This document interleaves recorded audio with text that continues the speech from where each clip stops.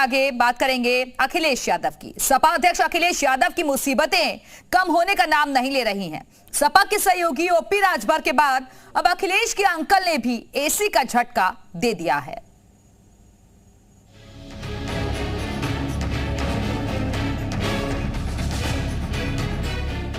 उत्तर प्रदेश में समाजवादी पार्टी के अंदर चल रही बयानबाजियों से अंदाजा लगाया जा सकता है कि पार्टी के अंदर सब कुछ सही नहीं है।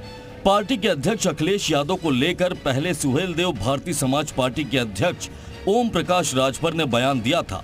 अब सपा के ही सीनियर नेता आजम खान ने उन पर इशारों में बड़ा हमला बोला है। दरअसल ओम प्रकाश राजभर ने अखिलेश यादव को एसी कमरे से निकलने की सलाह दी थी।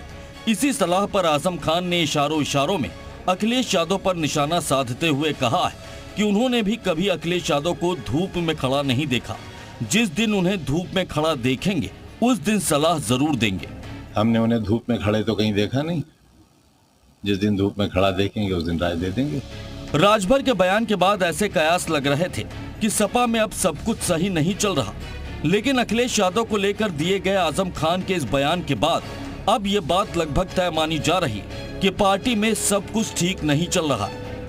अखिलेश यादव पर बीते दिनों राजभर ने साफ तौर पर कहा था कि अखिलेश यादव को बंद कमरों से एसी कमरों से बाहर निकलना चाहिए, जिस पर आजम खान ने कहा कि अखिलेश यादव को मैंने कभी धूप में नहीं देखा।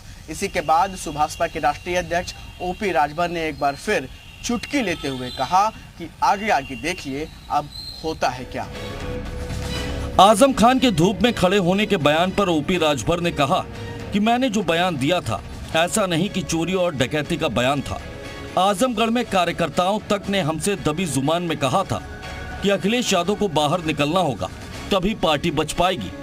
देखिए, हम आजमगढ़ में निष्ठा ईमानदारी के साथ 12 दिन 45, 46, 47 डिग्री टेम्परेचर पे धरातल पे काम किए। हम अनवरत धरातल पे रहते हैं। तो समाजवादी पार्टी के लाखों लोगों का सुझाव हमको आया कि हमारे नेता से आप ही कह सकते हो, दूसरा कोई नहीं कह सकता है। वहाँ कोई बोल नहीं पाता, न मिलते हैं। आप उनसे कहिए कि एसी से बाहर निकलें और धरातल पे संगठन को लेकर के, नेताओं को लेकर काम शुरू करें, तभी हम लोग आगे जा सकते हैं। सपा खेमे में मचे हड़कंप को लेकर बीजेपी भी निशाना साध रही। बीजेपी प्रवक्ता राकेश त्रिपाठी ने कहा, Akhilesh Yadav silver spoon child है। Akhilesh Yadav G silver spoon child है। उन्होंने समाजवादी पार्टी की सत्ता अपने पिताजी के विरासत के आधार पर पाई है, और ये बात सही है कि अखिलेश यादव जी ने कभी भी जनता के बीच में संघर्ष करने का काम नहीं किया है।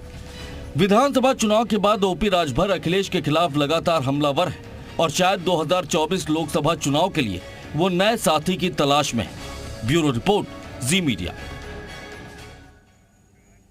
तो दोनों नेताओं के बीच नाराजगी की खबरें समय समय पर आती रही हैं और ओपी राजभर अखिलेश के एसी पर निशाना भी साध चुके हैं। और अब आपको बताते हैं कि दोनों के बीच नाराजगी कब कब सामने आई है। ग्राफिक्स के जरिए हम आपको कुछ जानकारियां देते हैं। तो विधानसभा चुनाव के दौरान हार के बाद ये नाराजगी की खबर देखने को मिली। इसके बाद लोकसभा चुनाव में हार के बाद भी इसी तरीके की बयानबाजी हुई। आपको याद होगा उपचुनाव जब हुए थे उसके बाद भी ऐसा ही बयान दिया गया था। विधान परिषद चुनाव के दौरान भी ये नाराजगी देखी गई। राजभर ने अखिलेश को हार का जिम्मेदार ठहराया। यशवंत सिन्हा के कार्यक्रम में राजभर को नहीं बुलाया गया और इसको लेकर भी वो नाराज नजर आए। तमाम तरीके की बातें उनकी तरफ से कही गई और सीएम आवास पर डिनर में पहुंचे थे राजभर, और इसको लेकर तमाम तरीके की कयासबाजी अब शुरू हो गई है कि अगला कदम ओपी राजभर का क्या होगा। विधानसभा चुनाव में हार के बाद से ही सपा गठबंधन में कलह के सुर फूटने लगे थे और उपचुनाव में सपा की हार के बाद तो हाहाकार ही मच गया। इस दौरान ओम प्रकाश राजभर लगातार अखिलेश को आईना दिखाते नजर आए हैं। ग्राफिक्स के जरिए हम आपको कुछ जानकारियां देते हैं। उन्होंने क्या कुछ नसीहत दी है, किस तरीके से वार किया गया राजभर की तरफ से अखिलेश यादव पर। तो एसी कमरों में बैठकर नहीं होती राजनीति, लीडर के नहीं होने से हारे हैं उपचुनाव। उन्होंने कहा कि आजमगढ़ में प्रचार करने के लिए नहीं गए और इसी वजह से हार का सामना करना पड़ा पार्टी को। अखिलेश को हम लोगों की जरूरत नहीं है और चुनाव जीतने के लिए जमीन पर काम करना पड़ेगा। ये तमाम नसीहतें ओपी राजभर की तरफ से दी गई थी। यशवंत सिन्हा को चाचा का वोट दिलाकर दिखाएं, अखिलेश से बातचीत करने हम नहीं जाएंगे। और ये भी उन्होंने कह दिया है कि अगर अखिलेश यादव यहां से जाने को कह दे तो फिर हम बीएसपी में जाके बात करेंगे।